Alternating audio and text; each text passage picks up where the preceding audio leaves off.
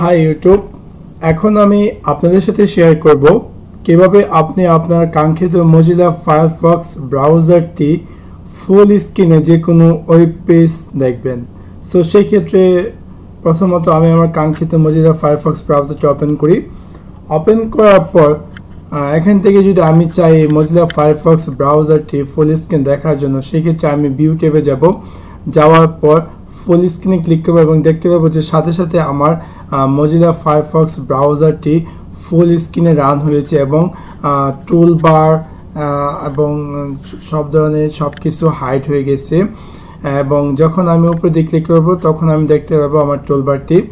এবং যদি আমি চাই ফুল স্ক্রিন থেকে এক্সিট করার জন্য, সিম্পলি আমি টুল বারে গিয়ে রাইট ক্লিক করব। ক্লিক করার পর এক্সিট, ফুল স্ক্রিনে ক্লিক করলে সাথে সাথে আমার মজিলা ফায়ারফক্স ব্রাউজারটি আগের রূপে চলে আসবে।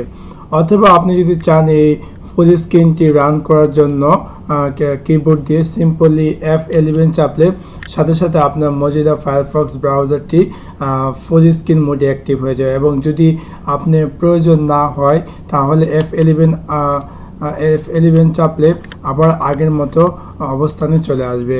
So that's it. Thanks for watching my video. Like and subscribe.